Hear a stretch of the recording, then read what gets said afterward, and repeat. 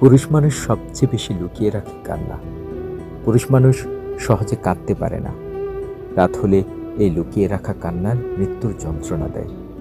যদি কখনো পুরুষের চোখে জল দেখতে পান, বুঝবেন পৃথিবীর সবচেয়ে বড় পাহাড়টা তার বুকে এসে ভর করেছে।